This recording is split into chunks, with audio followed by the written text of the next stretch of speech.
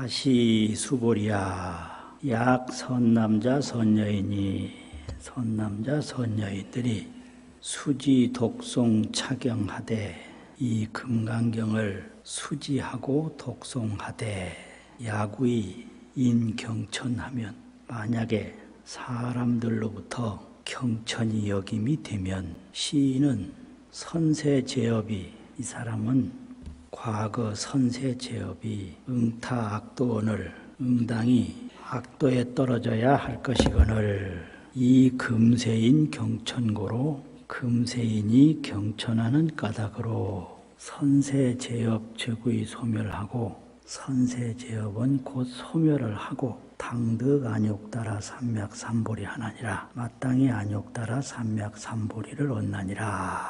여기 이제 금강경을 수지하고 독송하는 수행이 3종 수행인데, 수는 받는다라고 하는 것은 다른 밖에서부터 받는다. 책으로도 받고 사람으로도 받고 그게 수고요.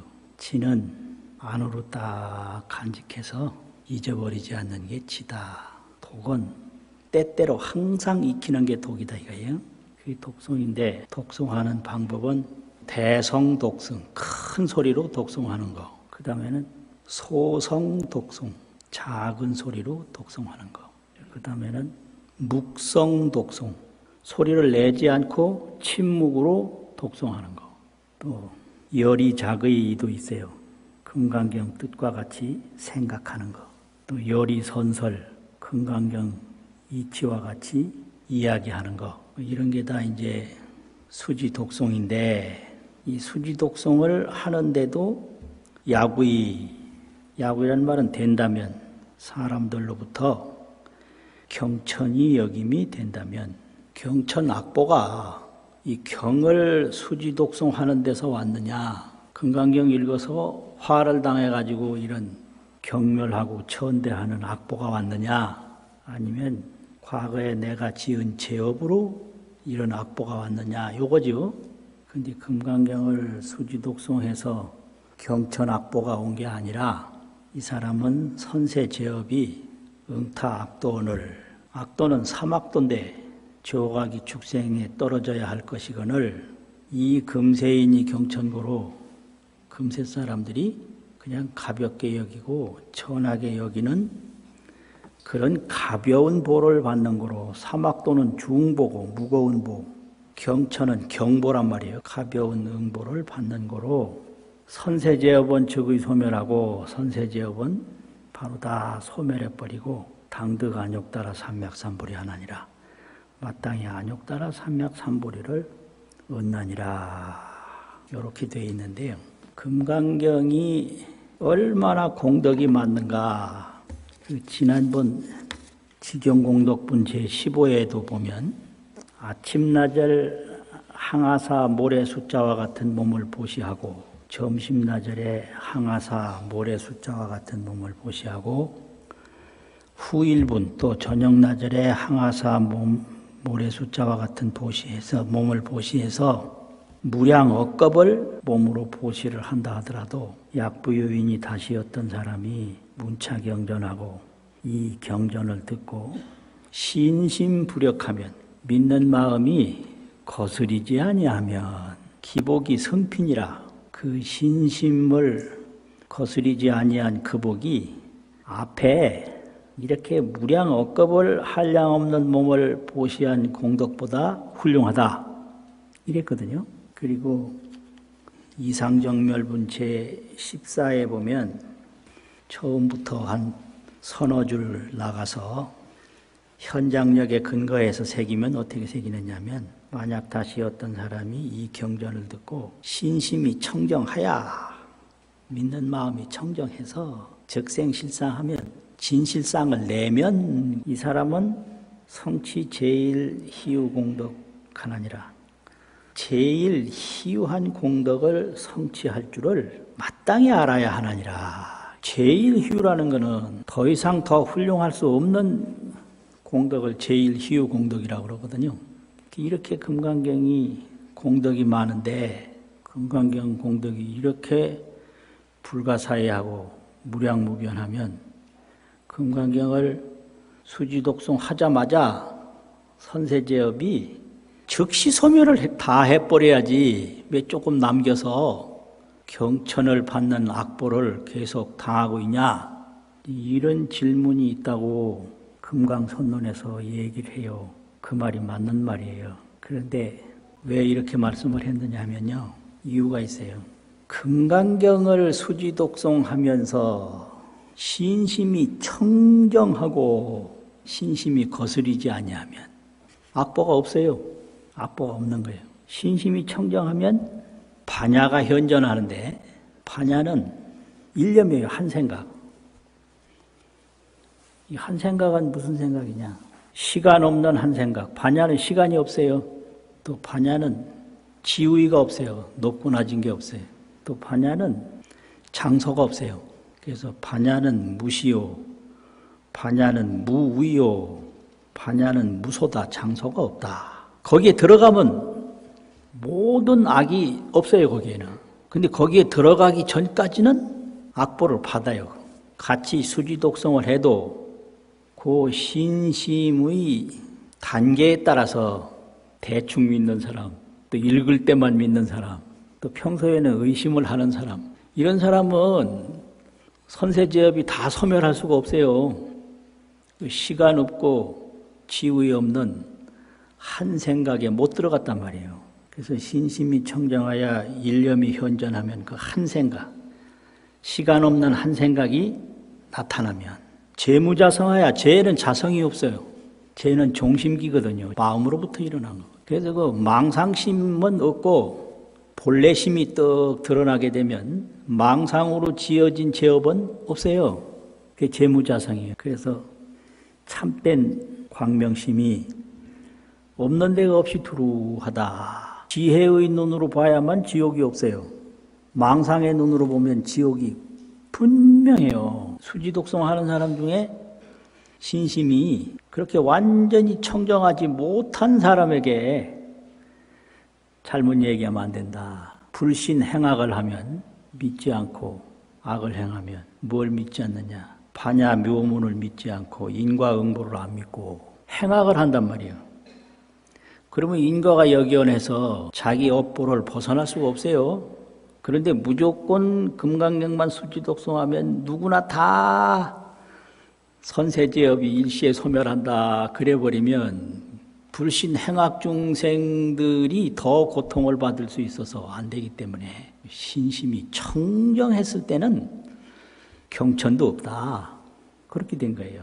그래서 인과도 안 믿고 반야도 안 믿으면서 금강경만 읽으면 모든 죄가 다 없어진다. 그러면 안 되는 거예요. 금강경 읽어도 신심이 깊지 아니하면 선악이 늘 따라다녀요. 한번 누구를 만났는데 세상에서 얻는 건 다 허망한 거다 그랬더니 나를 얼굴을 딱 쳐다보더니 세상이 다 허망하다면 그럼 평생 악한 일 한 것도 허망하단 말입니까? 그럼 평생 악한 일만 해도 아무 상관없겠네요 이래요. 나 이거 참. 그래서 내가 뭘 했냐면요, 세상이 허망한 줄 아는 사람은 악한 일을 절대 안 한다. 허망한 줄 모르는 사람만이 악한 일을 한다. 그러면 세상에서 얻는 건 아무리 좋은 걸 얻어도 다 허망하다. 그러면 좋은 것까지도 얻을 생각을 안 해요. 그냥 지어서 보시할 생각만 해요. 그게 허망함을 아는 보살이 행하는 일이에요. 그래서 법상응사 하항비법, 법도 응당히 버리는데 하물며 비법이야 말할 게 있겠는가. 선법 공덕도 내가 허망하다고 취하지 않는데 악법을 어떻게 행하겠냐. 그 말이 안 되잖아요.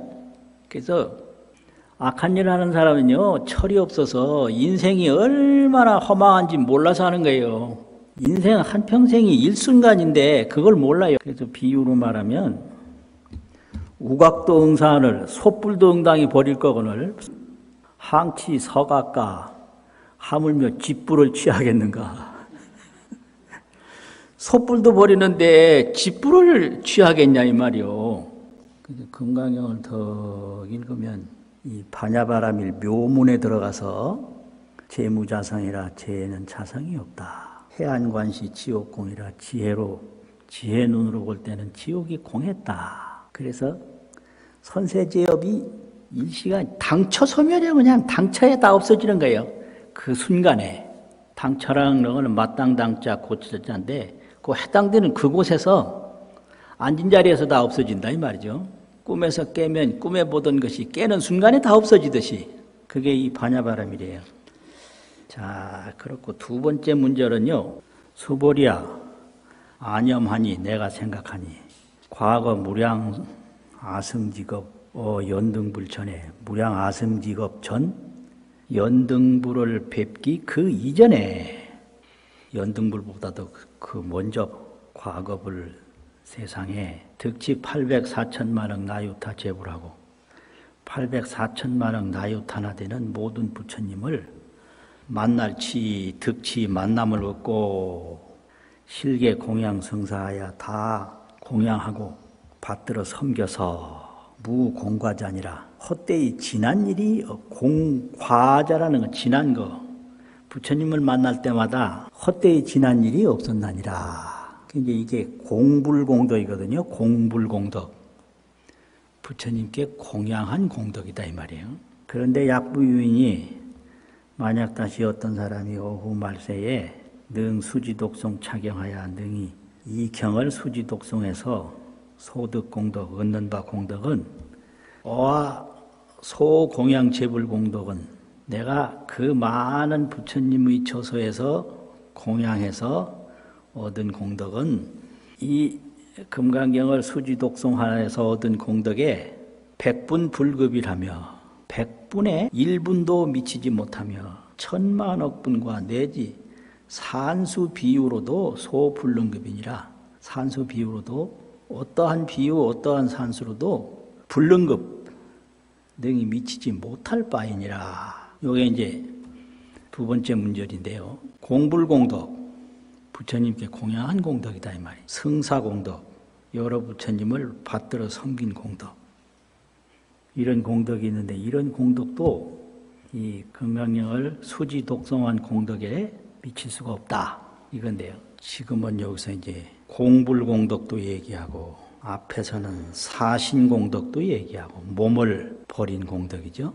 또 시물공덕도 얘기하고 물질을 보시한 공덕도 얘기해요. 이 시물공덕이나 사신공덕이나 공불공덕은 이 금강경 지송공덕에 도저히 비교할 수도 없고 헤아릴 수도 없고 미칠 수가 없다 이렇게 가르치고 있거든요. 그러면 왜 부처님께 보시한 공덕, 공양한 공덕도 금강경 수지독성 공덕에 미칠 수가 없느냐. 이거를 금강경 설론에서 세 가지로 설명을 해요. 첫째는 거룩한 부처님이 떡 출연했을 그 당시에는 부처님께 공양하는 일이 어려운 일이 아니다. 쉽게 할 수 있어요. 워낙 그 부처님이 거룩하고 또 광명이 커서 그래요.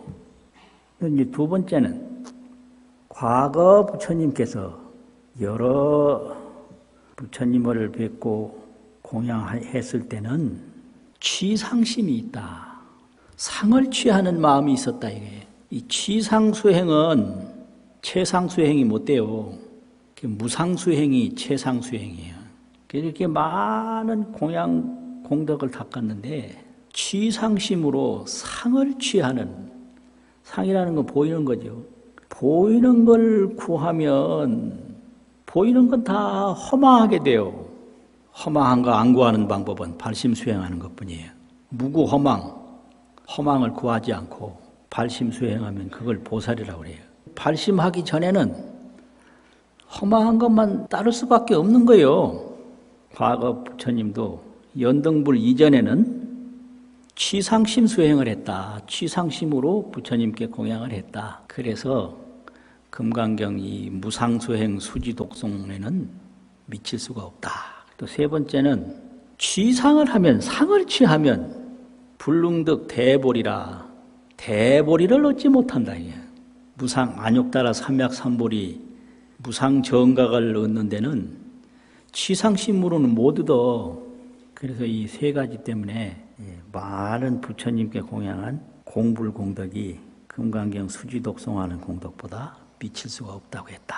첫째는 부처님이 출연할 때는 부처님의 그 덕화로 공양하기가 쉽고, 둘째는 부처님께 공양할 때 상을 취하는 마음을 버리지 못했고, 셋째는 상을 취하는 마음으로 공양을 하면 성불을 못하기 때문에 금강경 수지독성하는 공덕이 공불공덕보다 낫다. 이렇게 설명을 해요. 아주 자세히 설명한 거 아니에요. 어떻게 이렇게 설명을 해요? 기가 막혀요. 이제 그 다음에 문절은 어떻게 되느냐면, 수보리야, 약 선남자 선여인이 어후 말세에 뒤 말세에 유수지 독송 착용하여 소득 공덕을, 이 경을 수지하고 독송함이 있어서 얻은 바 공덕을 아약 구설자인데, 내가 만약 구설 자세히 말할진대, 구체적으로 말할진대, 혹 유인이 문하면 혹 어떤 사람이 들으면 심즉 광란하여 마음이 곧 미치고 어지러워서 혹의 불신하리라. 여우처럼 의심해서 믿지 아니하리라. 수보리야, 당지하라 여기 뗄 수도 있고요. 수보리야, 시경의 이랬는데 시만 썼는데 내용에는 경자가 거기 있는 거예요. 이라는 건 이 경을 말한다 이거죠. 이 경은, 이 금강경은 경의가 불가사의하며 생각할 수 없으며 그 경을 수지독성에서 얻는 결과의 보답, 과보도 생각할 수 없나니라. 이렇게 하는 게 맞는데, 그 글자를 석사하는 습관적으로 과보도 또한 생각할 수 없다 이렇게 새겼어요. 근데 이제 우리말을 충실하게 만들려면 과보도 하면 또역자가 도라는 뜻에 해당이 돼요. 그러니까 그건 새기는 사람 마음대로요. 시경은 경의가 불가사의하며 과보도 불가사의하나니라. 생각할 수 없나니라. 그러니까 이 경은 경의 뜻이 반야바라밀 무상보리 진여법신을 말한단 말이에요.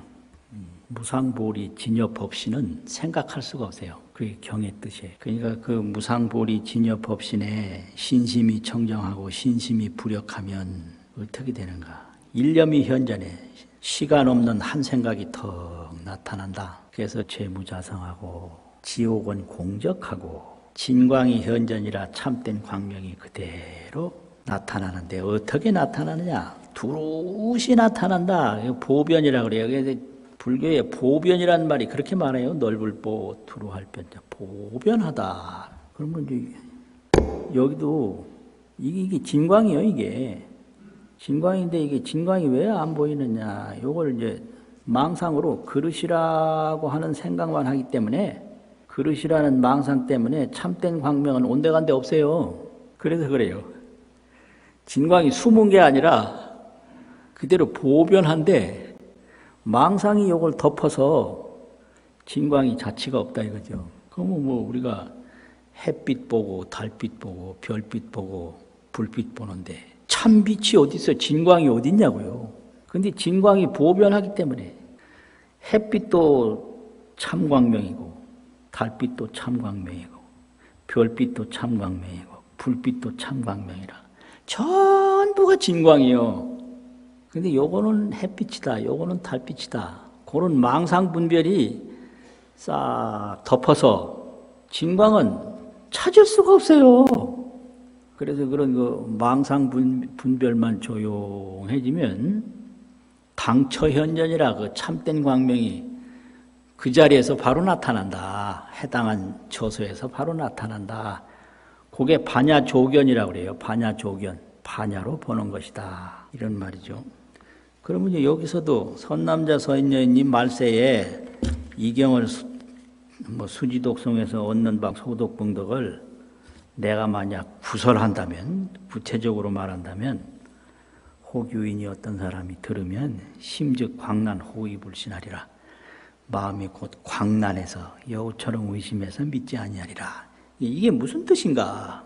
금강설론에서 이걸 자세히 얘기를 해놨어요. 세친론에 보면 금강경이 반야바라밀을 실천하는 보살은 두 가지 과보가 있는데, 첫째는 성종종 세력하고 반야바라밀 무상행을 딱 실천해서 공덕을 짓되 공덕도 허망한 줄 알아서 내가 취하지 아니하고 다 보시를 하면 일체 중생이 좋아하고 천상 선신이 좋아하고 과보가 훌륭해서 세 가지를 얻는다고 그랬어요. 인간에 있을 때는 인왕이 되고 천상에 가서는 천왕이 되고 생활할 때는 오욕과보를 얻는다. 오욕은 뭐예요? 재색, 식명, 수보잖아요. 그래서 오욕과보도 있고 천상에서는 재석천왕, 범천왕, 천왕이 되고 인간에서는 온갖 사람의 왕이 된다 이 말이요. 요게 종종 세력을 이루는 금강경 실천 공덕의 첫 번째 이제 공덕이고요. 구경에는 뭐를 얻느냐 그러면은 무상보리를 얻는다. 종종 세력과 무상보리를 얻어. 이러니까 이걸 다 말하면 금강경 읽으면 오염없는 깨달음을 얻는다. 이래야 이게 마음이 딱 정해지지. 천왕도 되고 인왕도 되고 재물 과보도 없고 그러면 금강경을 읽어서 깨달으란 말이냐 그걸 구하란 말이냐. 이게 영 정신이 헷갈려가지고 광란이 된다 이거요. 그래서 금강경 읽어서 왕이 돼야 할까 깨달음을 얻어야 될까 이게 의심이 돼가지고 영 이상해져.